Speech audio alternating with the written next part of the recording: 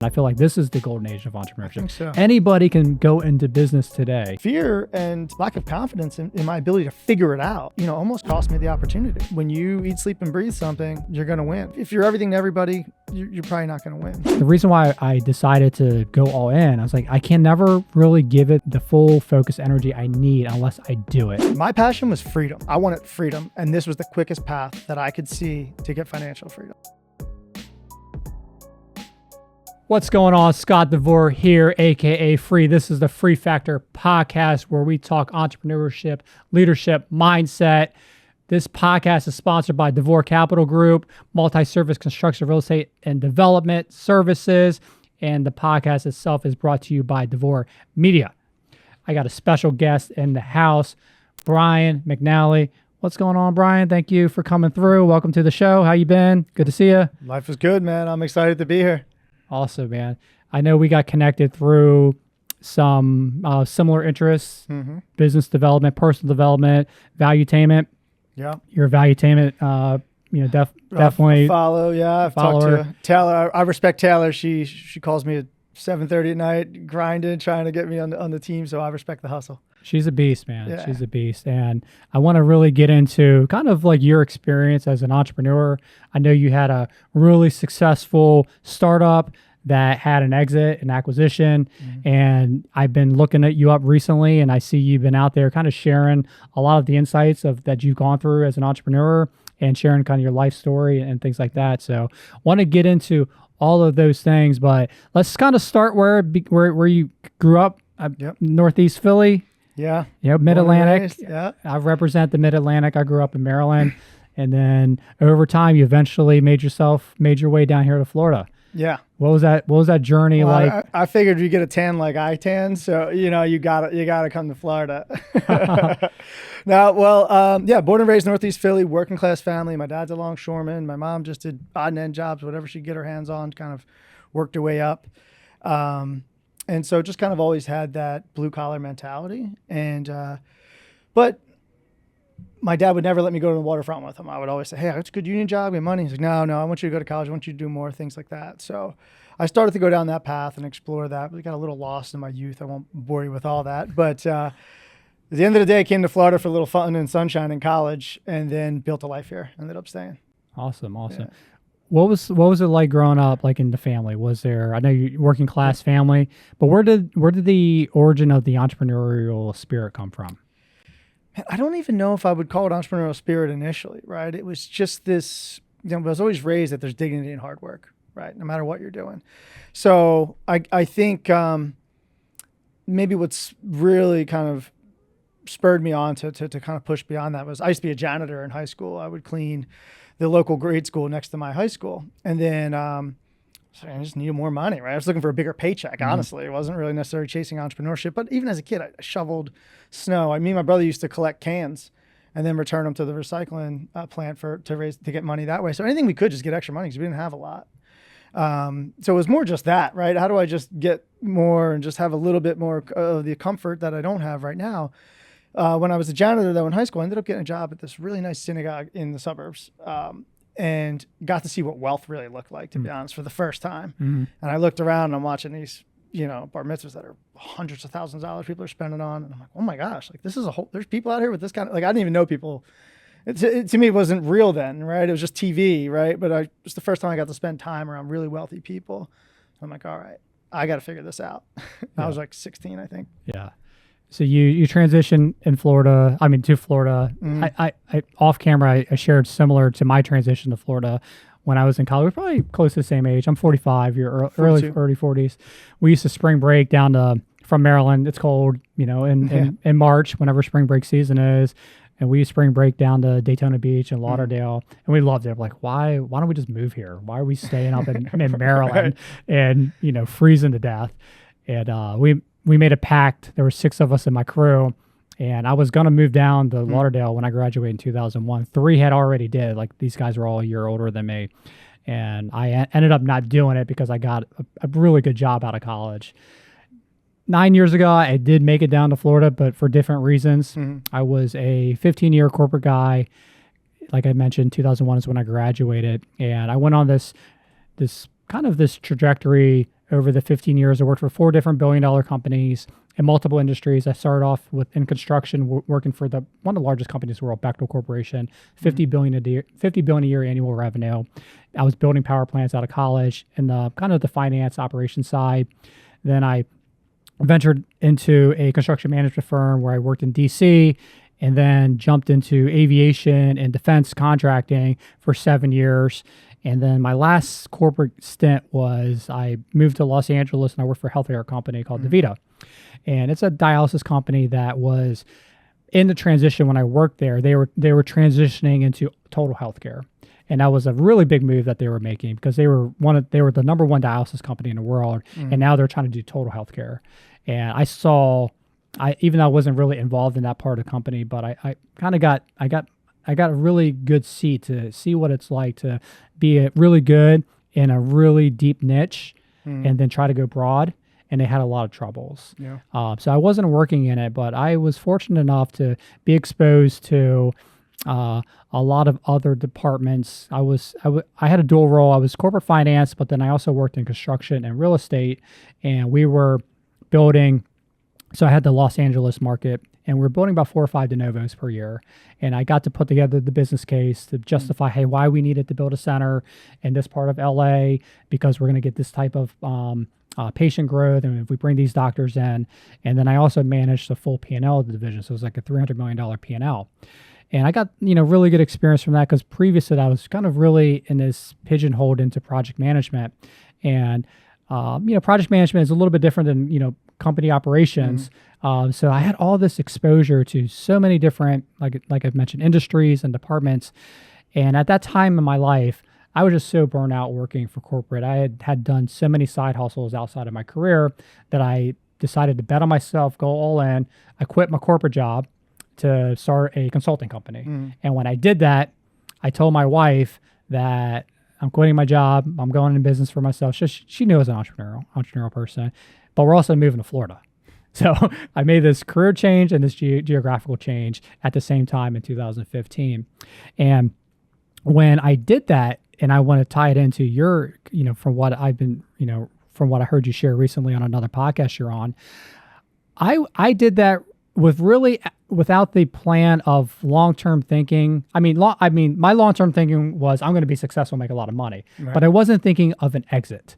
I was thinking, okay, I got these really high paying skills. I can be a consultant. I can charge a really high rate. And I was really just thinking I was going to be a solopreneur for the foreseeable future. You, on the other hand, and I know we're jumping ahead a lot, but you started a company, Melio, is that the name? With a partner.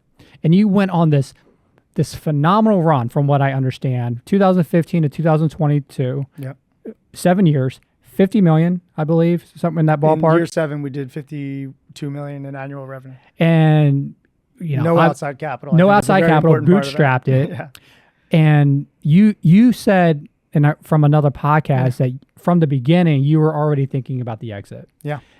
What was your kind of exposure to business, startups, knowing that was so fundamental to kind of keep, they say begin with the end in mind. Like, you knew that day one. What was like the, what insight did you have? A couple things. I was lucky enough. The first job I got out of college was just relationships. It was a guy who was doing a startup staffing company. So I was the second employee in at the time, a 3-person company. And we were in the basement of some bank. I mean, I was working 60 hours a week, making $29,000 a year, with the promise of, at the end of my second year, if I did everything he told me to do, I'd make 75 grand. At the time, it was more money than I've ever seen. I'm like, what I'll do whatever you need me to do. I'll stay here all day. It doesn't matter to me. It's just phone calls, and I'll keep grinding, right? So, but in so doing, we ended up being very successful at that startup. We ended up not as big as our company, but in 3 years, we were like a $6 million company. We won the Philadelphia Fast 50, things like that. So I got to see right from the owner, like, what this looks like. And his intention was always to grow and sell a business, right? So my first job was in an organization where we were looking to grow and sell the business, and I was going to reap the benefits of that. So right day one, I'm like, okay, this is the way to go, right? And the idea of working for the rest of my life in a cube farm till I retire just to get my Medicare kick in or whatever is just, it's torture to me. It just doesn't seem like a life well lived. So That was some insights I had. And then when I eventually left that company, I found my way into healthcare. And I started looking at some of the companies in my space that had exits and how big they were, how fast they grew. And I said, okay, that's what gave me the targets to hit. I said, okay, we can do that. If they've done it, we can do that. We can model that success and that exit.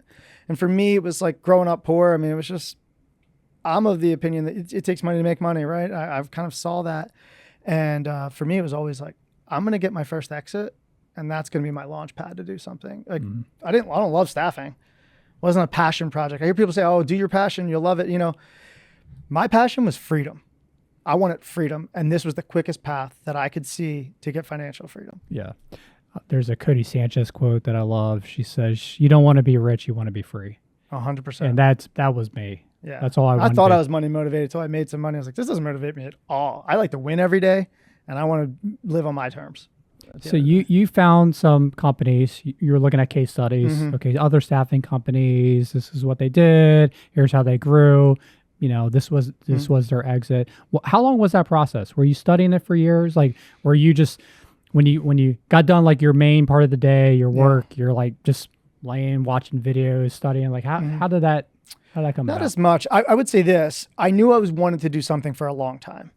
And my wife is a saint. We both agreed that we were going to do what's necessary to put us in a position to be able to do that. So I think it's really important that people realize I didn't just wake up one day and say, or even for a little while and say, oh, I want to do this. I lived a lifestyle for years, well below my means. So I did my best to increase my income. So I was in sales, business development. I worked my ass off to make as much money as I could.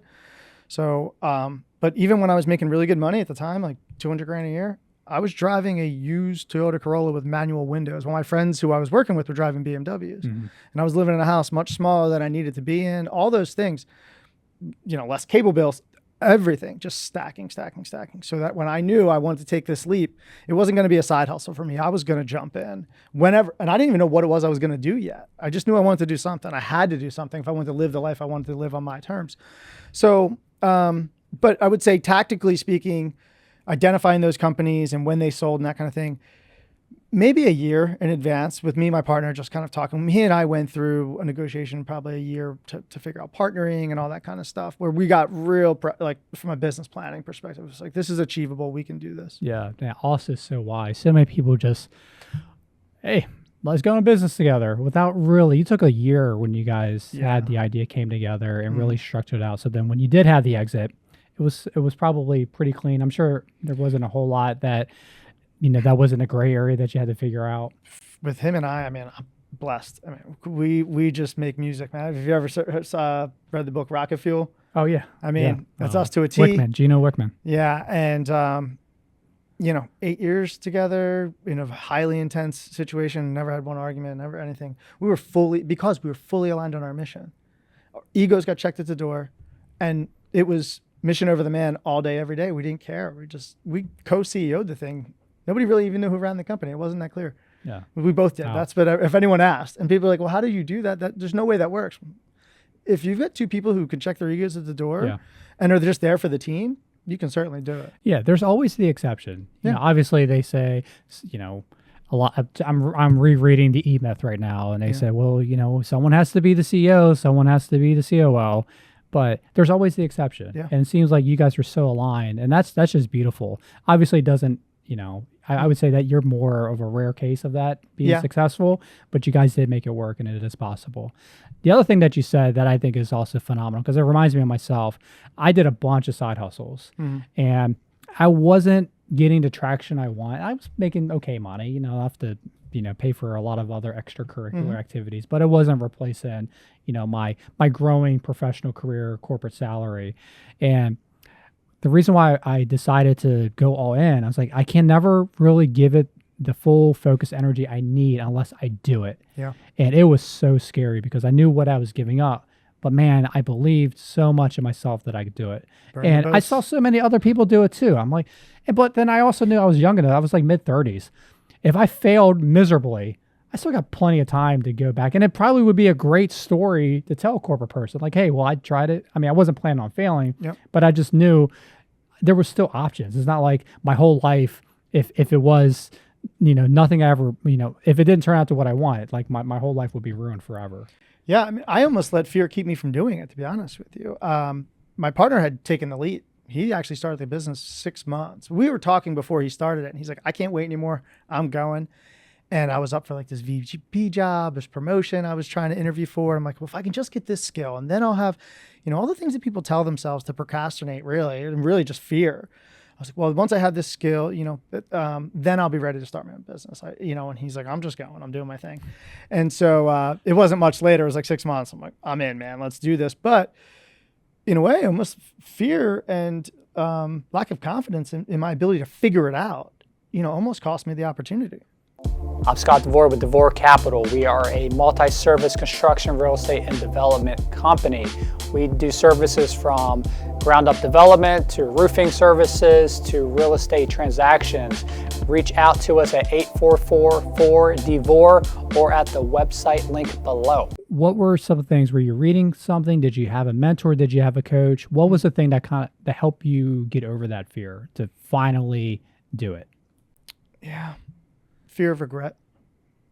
I just knew that if I don't, and I was like, to your point, I'm 35 at the time, and I'm like, I can do this, and if it doesn't go the way I want, okay, I'll just settle. I've got a lot of skills. I've learned how to bring value to the marketplace already as an individual contributor, right, for a company. So I know I'm marketable. I mean, prior to doing that, I really didn't interview much for jobs. It was just like, hey, are you available? Do you want to come over here? Right. Because I built a reputation as someone who could deliver value and add, to support an organization. So I wasn't fearful of coming back. I mean, I was a sole provider of my family. I had a small child at home. So yeah, I was a little hesitant, right, and fearful. But at the end of the day, we just had to get to that point where I said, you know what? My fear of regret is far greater than my fear of failure. Man, that's my same mindset. I couldn't imagine being 80, looking back and saying, man, I wish I would have taken more chances. I wish I would have done it. Yeah. So I don't know if you have a supportive wife. My wife was actually not that she wasn't supportive. She would have been happy if I would have just been a corporate guy my whole life. Yeah. But I'm like, that's not who you married. But we went through some tough times because it wasn't always, and we're still building. I mean, we still got so much more that we need to do. But was your wife supportive with the decision? Yeah. So it's something we had talked about for a while. So oddly enough, when years before this, my wife, she played poker a lot, and she actually played online poker professionally for 2 years. So she quit her job as a pharmaceutical sales rep to play poker online. And when that conversation we had already had the conversation. Hey, I'm down. You chase your dream. You love this. You go do it. But understand, there's going to come a day where I'm going to take this leap, and I need you to be equally supportive. And she signed on for that. So when the day came, there wasn't even a question.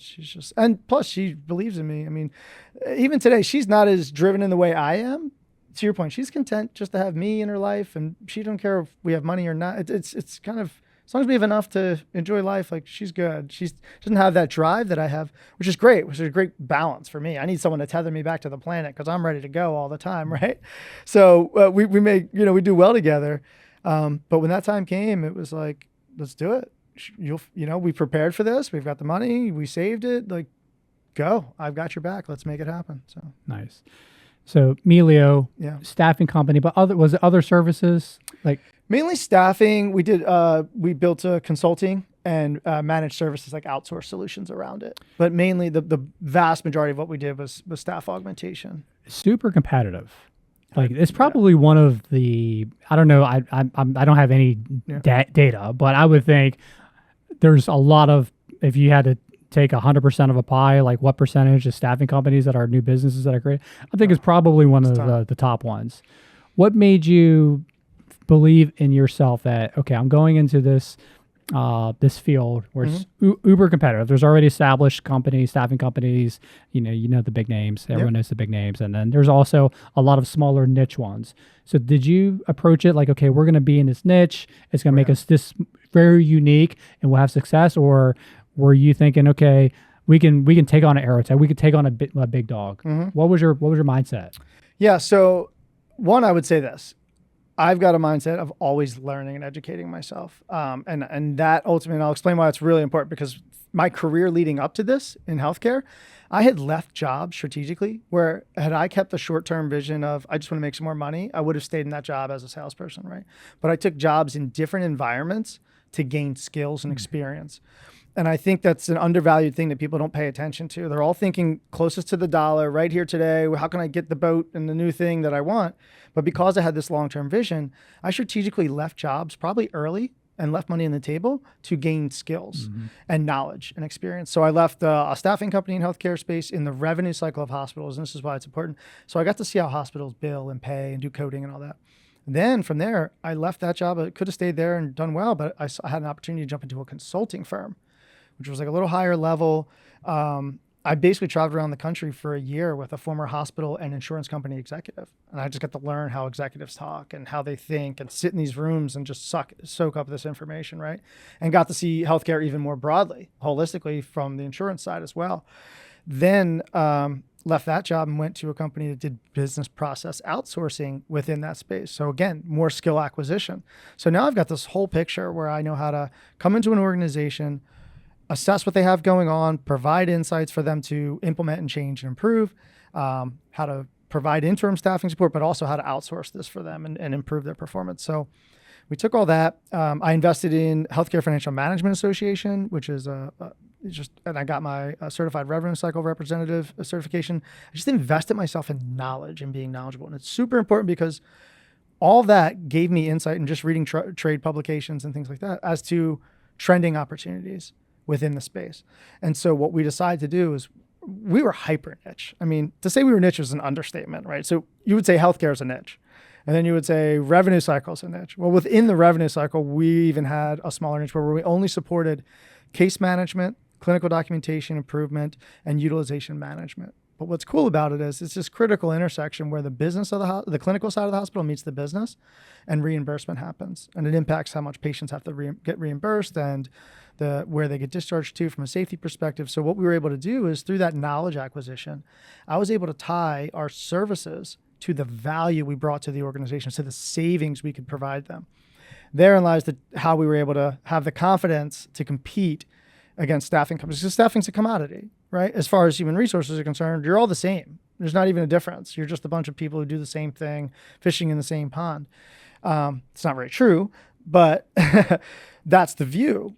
And so what we were able to do by leveraging knowledge and experience, we were able to then go to these organizations and demonstrate the value we had. That, like, no, these aren't just getting you people. This is going to improve your net patient revenue. This is going to have this impact to your organization. And that's why working with a specialist like us will bring you value. Yeah, and that's how we won. Yeah, that's so awesome. We raced out ahead in a burgeoning market, and we planted our flags that this is all we're going to do. Was it hard to say no when someone said, man, you guys are so good at this. Can you find me an IT guy? Can you find me, a nurse? Early on, it was really hard. I mean, there's times in the beginning when you're grinding, you've got businesses there. I mean, I think our first year we did $375,000 in revenue. And then, but staffing's just 13-week cycles. So it's a constant treadmill. And so you're looking ahead and you don't see it. And there's an IT job over here and that kind of thing. And our ability to say no to certain things in the end was crucial to our success, because over time, staying hyper-focused and becoming the best at what we did, we created a brand. People knew who we were. They valued us. They trusted us. I mean, I would get calls randomly, like, I heard you're the guy that does this. Yeah. Someone at some other hospital told me you're the guy to call for this thing. It took a couple of years of just grinding and just living that. But when you eat, sleep, and breathe something, you're going to win. And I think that's some of that with the side hustle kind of thing, right? If you're everything to everybody, you're probably not going to win. Are you super focused, like, in your personal outside of work with like routines, health, diet? Yeah. Because it seems like, to be that way with your company, I would think you probably are more structured in your personal, like, hey, I wake up at this time, I do these activities, I take this multivitamin at this time and all that. Is that kind of you? Or for the most part? Yeah, for the most part. I wasn't always like that. Earlier on in my career, believe it or not, I mean, I was heavy, no muscle, no exercise. That's hard to believe. Well, I just was so focused on trying to make money and not even thinking about my life holistically, right? It was just, I sat sedentary in a chair for 12 hours a day. And, then later in life, I started to kind of pull that together. And then actually in 2020, we lost 50% of our business in 6 weeks, which is miserable because we were supporting hospitals and they didn't need people. And it was pretty miserable because that was the year we had targeted. We were on track to do 20 million in year 5, which was the plan. Like we were going to achieve the goal and probably go to market. And I fell back into some old habits, just drinking, eating poorly, stopped exercising as much and all that kind of stuff. And I read David Goggins' Can't Hurt Me. And I was just like, all right, man, you got to man up. It's time. Like, what are you doing? This is not who you are. You're going to man up. You're going to figure this out. You're going to dig deeper and go harder. So I'd already gotten up early and exercised, but just very kind of like basic stuff. I started getting up at 4 a.m. then. And I still get up at 4 a.m. I retired a couple months ago. I get up at 4 a.m. People are like, why? You have nowhere to... I find things. I find places to be because I train now every day. I start doing mixed martial arts. So I'm up at 4. I run before my training at 6, and then I do jiu-jitsu at 6 a.m. most days of the week. And then, typically I'll do another like hour of weight training or some sort of circuit training with a trainer later in the day. Have you done any martial arts previously? Never. That's amazing. Never wrestling, never anything. So you just jumped in, and if I believe if I'm recalling right, you're planning to do a match. I am now. Yeah. Okay. Yeah. That's my plan. Hopefully in late September, I'll do an amateur MMA fight. That's crazy. Like what made you, I mean, it's one thing to train. Yeah. It's one thing like, okay, instead of just going to the gym and, doing some, running on the treadmill. Yeah. I'm getting MMA and just train with these guys. But now you're like, okay, I'm going to do an amateur match. Right. What drove you to that? I am Will with DCRE, DeVore Capital Real Estate. We want to help you with your buying and selling real estate transactions. We know in the economy and the market that we have today, everybody is telling you that it is impossible to buy or to sell. We know that we can get the deal done. Give us a call at 844-4DeVore or hit the link below. Have a great day. Well, first I'll say the training struck me was amazing when I realized how futile I was. And I thought I was a pretty tough guy until I went in there and was just like, treat it like a baby, right? I mean, it's the most humbling experience to realize that there's trained killers out there and that they could, pacify you at any moment, right? And so that was interesting to me. And I'm like, okay, but it was great. I'm running this company. I got people talking, like I'm the boss there, but in jiu-jitsu, I'm just the white belt getting choked out every day, right? So super humbling, and I needed that. I felt it was, for me, that was refreshing, right? It put me in the right headspace to go and then do work and to have empathy for employees and things like that, right? And to check my ego. But like most things with me, it's like, okay, how far can I take this? How good can I be at this? I'm trying to live my life in a way that I want to be the best possible version of myself in all ways, right? They say hell is when you get to the end of your life and you see the person you could have been. Mm-hmm.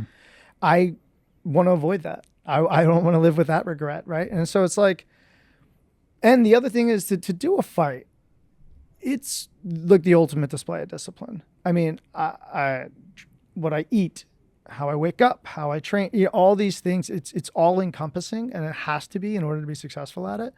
And I just want to be able to see what peak performance looks like at least once in my life. I'm 42. I don't have many more years to get it done. So it was like, all right, I've never trained like a professional athlete ever in my life. Like I've never really pushed that hard, and I want to see what I'm made of. Yeah, that's awesome. I'm thinking about, I did something similar. Yeah. This is 15 years ago. I was just in my very early 30s, and I grew up poor, grew up in the projects, and I used to fight all the time. So I thought I had decent hands, and I'm not a big guy. I'm only 5'9", and I weigh a lot more. I mean, I don't weigh a lot more. I weighed like 170 now, but back then it's probably like 145 or whatever. But I had my brother. He's a lot bigger than me. We had different dads. So he's 6'2". I'm 5'9". I mean, he's a big 6'2", like real thick. And so my whole childhood, I'm like, me and him were fighting, wrestling. So, I was tough from that. And all my friends, I play basketball. All my friends are giants. Mm-hmm. So I've always just been having to handle myself around much bigger guys. And growing up in projects, like I said, getting into fights, I'm usually the one who's like, in the middle. I'm in the mix. So I knew I was pretty good. but as I got older, my life changed and, got away from the fighting, got mature and everything like that. So I'm in my 30s now. We just started having kids, me and my wife. And I'm like, you know what? I've always wanted to go to a real professional boxing gym and learn how to box. And there's not a lot of boxing gyms around, but there's a lot of MMA and boxing gyms. So I found one, and I go in there, and they do boxing 1 day a week. They train boxing 1 day a week. The rest, all 6 other days, is MMA stuff. And I didn't really want to do the MMA stuff. So I go in there, and the guy, and I look pretty young still, but back then I looked really young. They probably thought I was like a teenager, and I'm like 30 now. So I'm like, I just want to train. I don't want to fight or anything like that. Because he's like, are you trying to go pro? Like, what are you trying to do?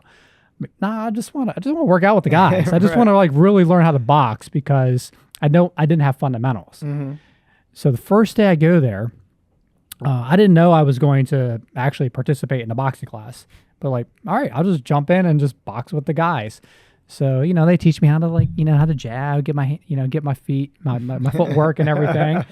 I'm like, okay, cool. Like going through all the drills. I'm like, oh man, I didn't understand, how to turn and everything. So at the end, I thought we're done. And they're like, okay, we're going to go now sparring. I'm like, oh, we're sparring now? I'm thinking I'm sitting out. I don't even have my own gloves. I don't have a mouthpiece. I don't have nothing. So everyone's getting ready to spar, and they're throwing like Vaseline and stuff on people's faces and on their gloves and everything. And I'm thinking I'm just going to watch the sparring. And Coach Dokes was like, no, you're going to spar too. I was like, dude, I don't even have a mouthpiece. Like, what do you want me to do? He's like, oh, no, you're good. So he grabs like paper towels, a wad of, gets it wet, shoves it in my mouth, make a makeshift mouth guard, and then they start sizing people up. So like, okay, they have it. So it's a pretty wide range of skill level in this class. They have, and it wasn't a big class. This is like in rural Western Maryland, is where I was living at the time. So they put the pros against the pros, and they put the people who were, decent against each other. And then it was me left and a woman. So this woman comes in, and I remember at the beginning of the class, there was a news crew there, and they were interviewing this woman because she was an ER doctor, and she was going to fight her first fight as an amateur to raise money. Right. And they made me her sparring partner. I'm like, oh my goodness, are you serious? I got to like spar against a woman? Like, and this is my first day of class. I didn't know I was getting into any of this. And we're, everyone else is sparring. We're like last. And I'm in the ring with her. I just learned how to properly throw a jab. And I don't want to throw a punch at a woman. Right. And she wasn't like great, but she was training for a little bit. And they're calling out all of these things to her. It's like, he's like, just feint, and he's gonna like drop his guard, and then you can like come in with a cross. And she's not really hurting me, but she's getting some punches in because I don't want to punch her. Right. And I don't know. They didn't teach defense yet. Right. They didn't teach me any of the slips. But man, that was my first day boxing. And I tell you what, man, I loved it. I stuck there for like. For the next year and a half. I ended up moving to LA, so then I dropped the class. But I learned so much, from that class, and I thought I got pretty good. Yeah. Like I couldn't really do much against the pros, but I felt like I always dominated anyone who wasn't really trying to go pro, but but had experience. I thought I definitely outnumbered them. So I've been looking for boxing here in Jacksonville, and there's a couple close to downtown, but I live so far away from downtown that the only thing I can do boxing wise, I've been doing it for a couple of years now, it's like fitness boxing. Yeah. And it's definitely not boxing, but at least you're doing, it's fun. At least you're hitting the bags, and it's great exercise. And, But I miss sparring so much just because, man, when someone's actually throwing a punch at you, it's different when you're just hitting a bag, right? When someone's throwing punches and you got to slip them and everything and just know how to counter. Mitts is always fun. You feel like an all-star. Then you go in the spar and you get cracked a couple of times. It changes you. So that's an area of my game. I'm more jiu-jitsu, right? So I've been learning the striking and more recently been sparring with people who are better and better and starting to feel like what that's like. It's just, I feel like I'm in slow motion against some of these guys, right? So, but it's all part of it. I got to just keep growing. Yeah. Oddly enough, you might like this. There's a boxing gym in my old neighborhood called Jack Costello Boxing Club. It's a charitable organization where they get kids off. It's like an after-school program. They get kids off the street, bring them into the boxing gym and stuff. So I go up there, talk to those kids, and support that charity. And during my fight, I'm going to try and raise money for a charitable fund that I have, and that's one of the organizations I'm going to support. Yeah, that's so awesome. That's awesome. I want to jump back into your startup. The other unique thing is you basically had a kind of a profit participation plan, some type of equity or equity-like plan that you offered to your team. Would you say that was extremely instrumental in the growth that you guys eventually had, like from when you started? I think so. It's a component. It's an important component of the overall thing. Because again, money's only going to motivate people so much. But what I think is really important, because even in that plan, it's ambiguous the whole time, like, because the company's doesn't have a value yet.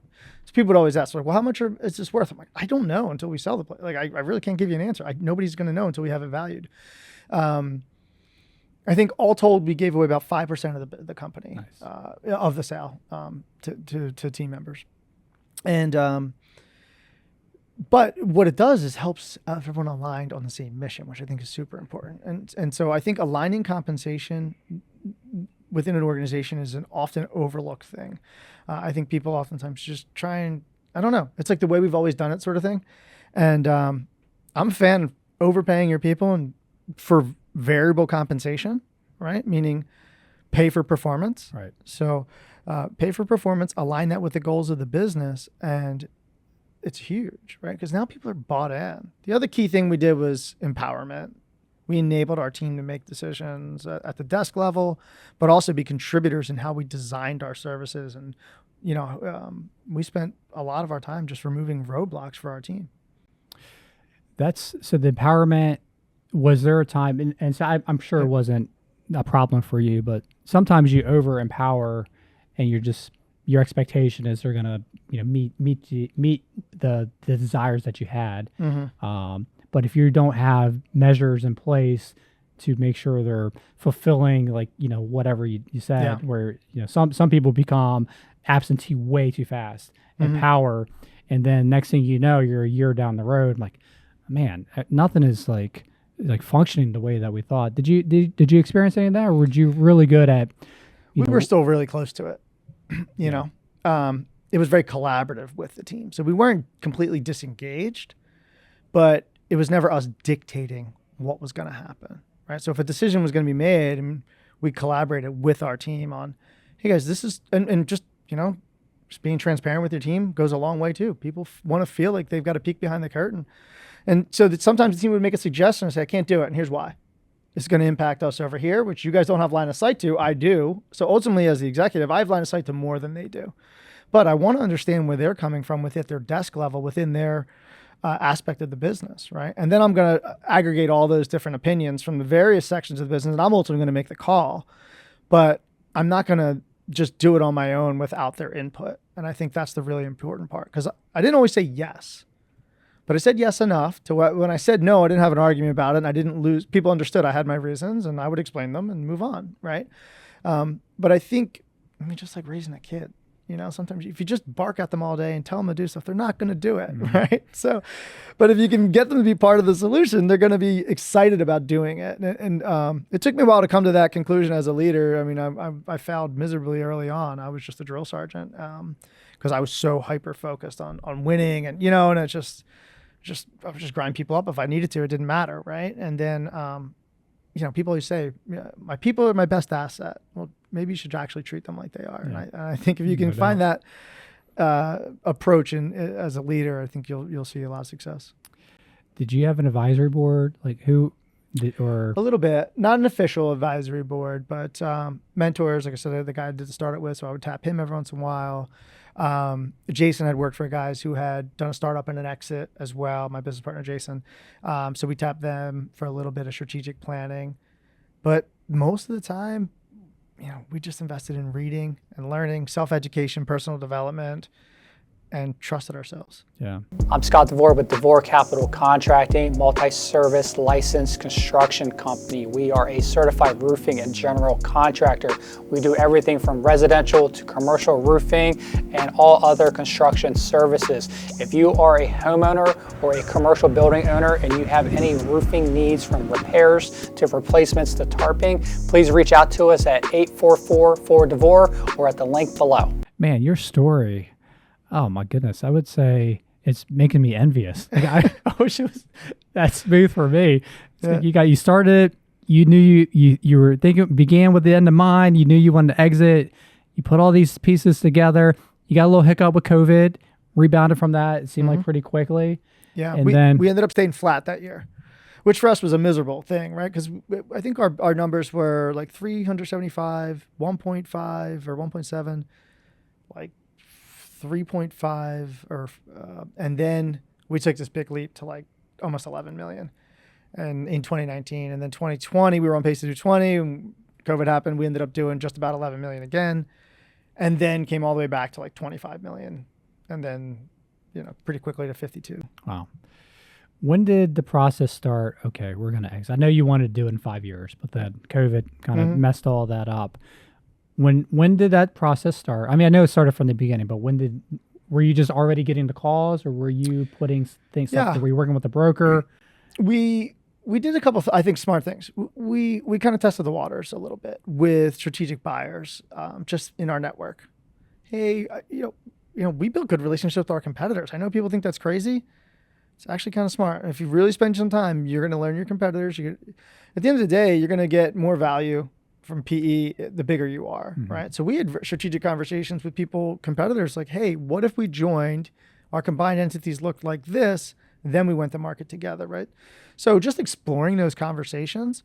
We entertained some buyers early on, just played little possum, I guess you would say. They made us a ridiculous offer. We acted like we would actually consider it just so we could learn more about the process, like interviewing when you don't need a job kind of thing.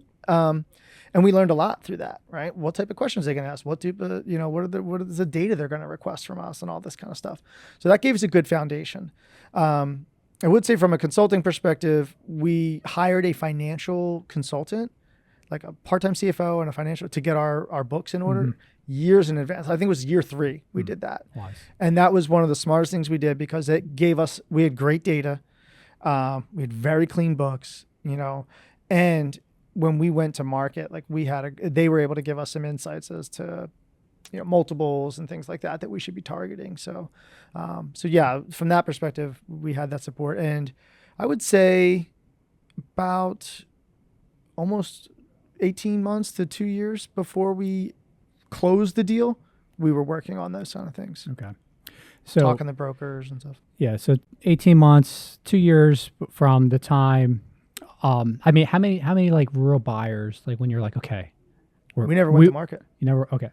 We ended up taking a strategic who was private equity backed, one of our competitors. Oh. We really liked the culture. We liked the leadership. We knew a lot of our team members, because it's kind of a small world what we did. Yeah. A lot of our team members had worked with a lot of their team members before. We knew the guy who ran their division that we were going to be merging with.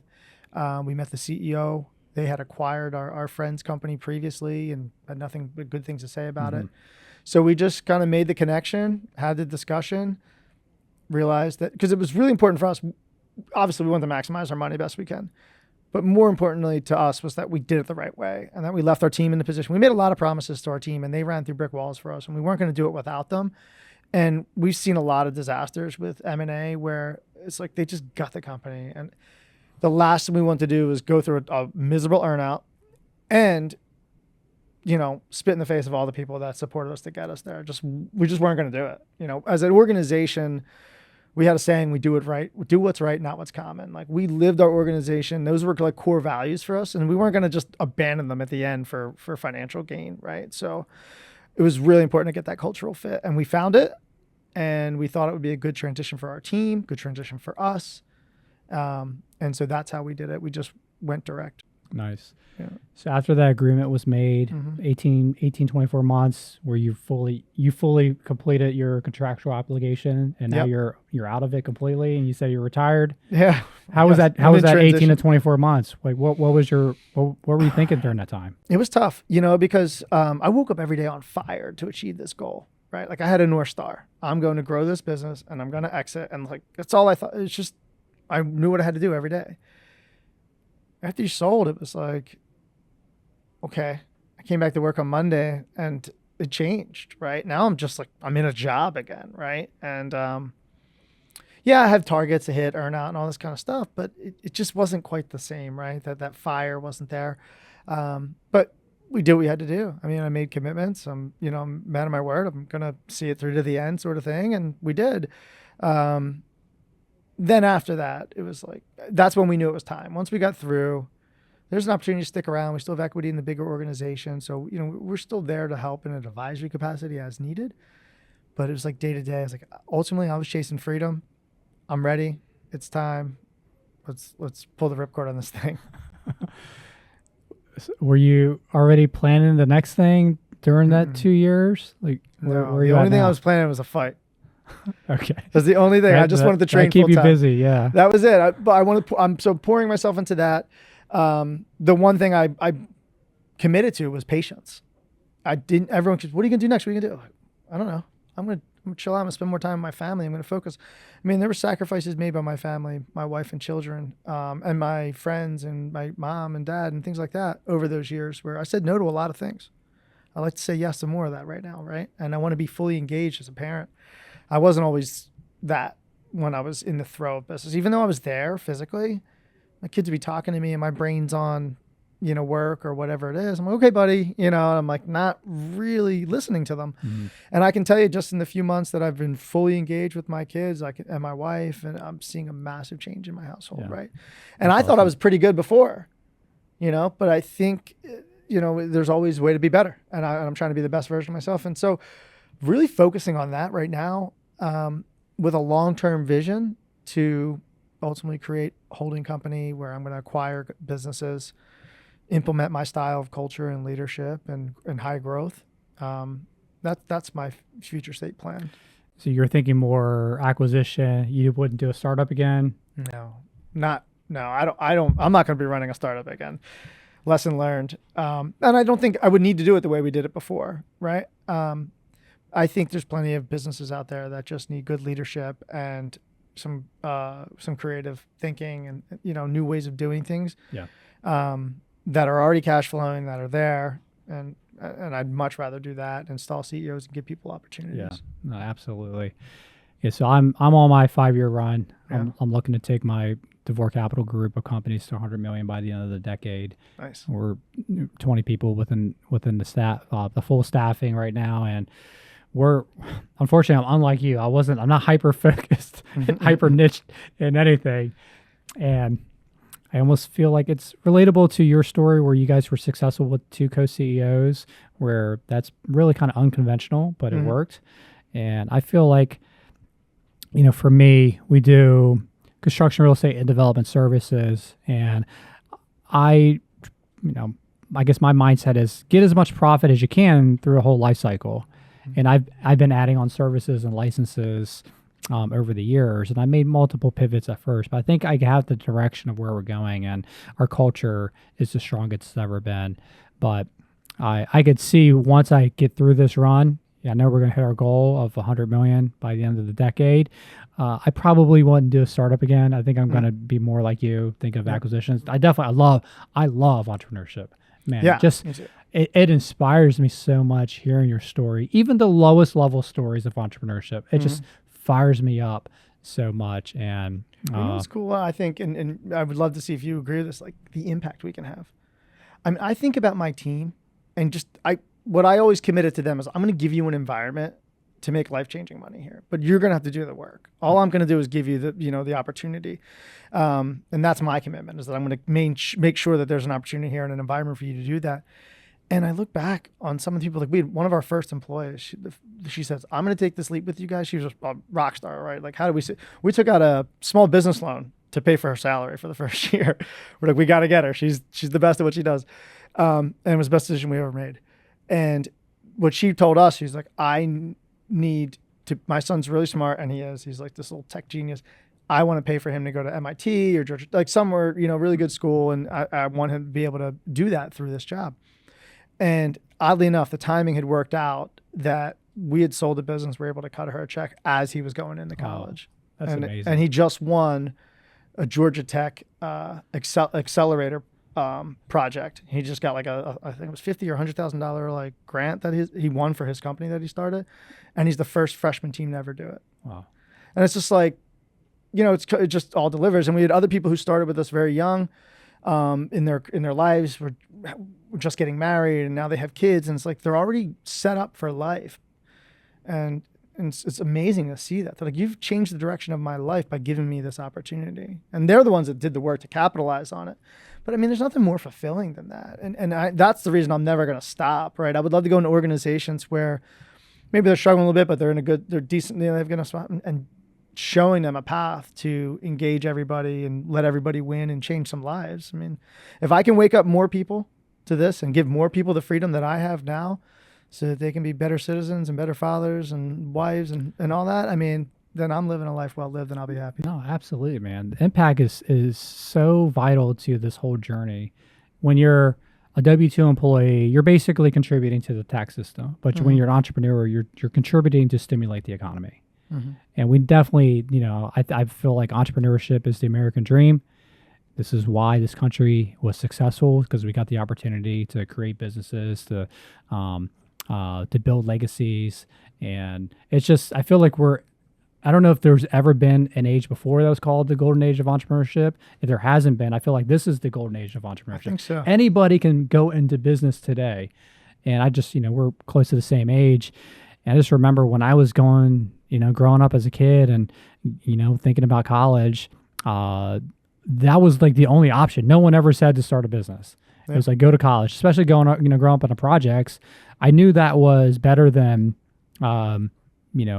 any other option I had, presented to me. So that's what I did. But then when I got out of college and then I started to get into my professional career, slowly entrepreneurship started becoming a thing. But man, just to where it is 20 years later, how it's glorified. Yeah.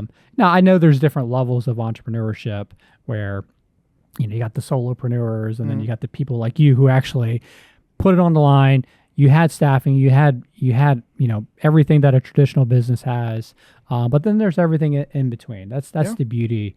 That's the beauty of it, and definitely making that impact.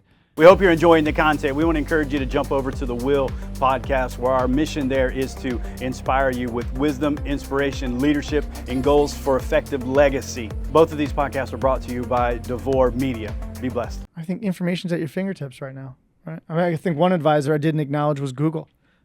And my Audible account. I mean, if you think about it, gosh, so many times we ran into a situation where you couldn't do that before. And that's probably why this is the golden age of entrepreneurship, because it's all about problem solving. I mean, that's literally all you're doing all day. Talk to people, people come up with these really detailed plans, and this is what it's going to be. And I'm like, good luck. I've got a plaque in my house. I got a painting that my brother made, and that's wrapped around an autographed Mike Tyson glove, and it says everyone's got a plan till they get punched in the mouth, right? True. So that's hanging over behind my desk, and that's the reality of it. So today, you have more information and resources to solve any problem that comes your way without having to spend $1 million on consultants. And you can just Google it. Yeah. You can get a dissertation on it. You can get a masterclass on it. And we did that time and time again. Yeah. Same way. My wife, she makes fun of me all the time because I'm always going to YouTube. Yeah. Anything. All the information is there. I'm not very handy. But I built a whole garage rack system based on a YouTube video, just step by step, man, and I made it happen. There's always whatever you need, it's there. Yeah. I've already shared our common interests with Valuetainment and Patrick Bet-David and those guys. I know you mentioned the book Buy Back Your Time. I got it on my bookshelf right there. Yeah, that book has changed my life. Yeah. And I'm excited to implement some of what I've been reading there. Yeah. What other books or influencers or thought leaders, mentors out there, like your go-to, who you're listening to or reading? Man, I've been liking Alex Hormozy stuff. I've seen him recently. I just kind of found that. I didn't know that he existed really until recently, but I've been enjoying that. Jocko Willink's extreme ownership, for me, fundamentally changed how I led my company, but also how I led with my family. I implemented a lot of those things. At the end of the day, what was so powerful about that for me was the recognition that it starts and ends with me. There's no problem that can't be solved by me looking inward and doing the work and figuring out how to fix it, right? You can blame other people all the time. There's always a way to do that, right? You talked a little bit earlier, like, well, how do you know when your team isn't doing what they're supposed to, that kind of thing. Well, if that was the case, then I didn't set proper expectations, right? So, and Dan Martell talks about that too, right? Like, this is what it looks like when it's done the right way, right? And so if they don't have that answer, then that's on me. Just the concept of that has been really powerful for me. There's a guy, Bedros Keuilian. Not familiar. Yeah, he's new. So the shirt I'm wearing is The Few. It's a Few Will Hunt. It's a company. He's an investor in it. I'm an investor in it too. He wrote a book called Man Up. I really like his style. I mean, he's a lot like me in those ways where it's just like, I think a little bit our world's getting a little soft, right? I mean, I don't, I'm a traditional manly guy, I guess you would say. And I think that's something that we need in this world still. And he talks a lot about, correcting that. No doubt. What's the future? Any last parting words? Yeah. Wrap up. Man, future is to be determined. But in PBD's words, it does look bright, right? So I've got plans. Bright. Yeah, I'm gonna continue to do this and put myself out there a little bit more, which is new for me, right? That's one of the reasons I know I need to do it, because it makes me incredibly uncomfortable. So I was like, all right, well, then I'm gonna lean in. That's what I'm gonna do. But yeah, the plan is to get through, hopefully do the fight at the end of September. So right now that's priority number one, get that done. And then next year start to really work on what the plan looks like to potentially, I would probably want to acquire maybe one business late next year if I can, just to get the ball rolling on that. And then other than that, I'm coaching baseball and soccer for my son's team and being a cheer dad for my daughter and, taking my wife on vacations. Awesome. Yeah. How can people reach you on the interwebs? Yeah. Instagram, McNally_B. LinkedIn, Brian McNally. And then brianmcnally.com is in the process of being developed a little further. But yeah, so I'll be doing some coaching and consulting. I'm working on building out what those programs look like and things like that. Yeah, you'll be phenomenal at it. Yeah. Phenomenal at it. Brian McNally, I appreciate you coming through to the Free Factor podcast. Make sure you tune in for more episodes. Like, subscribe, share, bell button, all that good stuff. Until next time, peace out. Real interviews, real guests, no actors. Real talk, get prepared for Free Factor.